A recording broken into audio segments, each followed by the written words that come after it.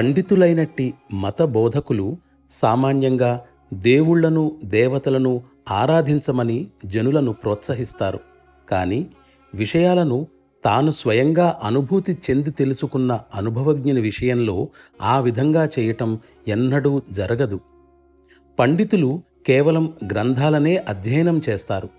అనుభవజ్ఞుడు గ్రంథాల సారాన్ని రుచి చూసి ఉంటాడు. ఆ విధంగా వారి మధ్య అపారమైన వ్యత్యాసం ఉంది. ఆధ్యాత్మిక మార్గంలో అంతిమ స్థితి వరకు పయనించినవాడు మాత్రమే ఇతరులను విజయవంతంగా నడిపించగలడు. పండితులైన గురువులు దారి ఎక్కడికి వెడుతుందో సూచించటానికి దారి ప్రక్కన ఉండే సూచికల వంటి వారు. వారు చేయగల పని అంతా ఇదే.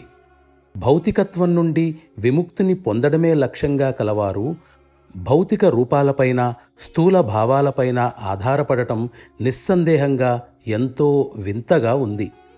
తమకే లభించని ఆ మహోన్నత స్థితికి దేవతలు మిమ్మల్ని ఎన్నటికీ తీసుకుని వెళ్ళలేరు.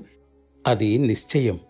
నీ సూక్ష్మ అస్తిత్వాన్ని కూడా నీవు అంతం చేసుకోవలసి ఉండగా, మొదట వివరించిన పద్ధతుల వల్ల నీ భౌతిక అస్తిత్వాన్ని మరింత బలపరుస్తున్నావు. వేరు మాటలలో చెప్పాలంటే అది ఆధ్యాత్మిక మరణమే.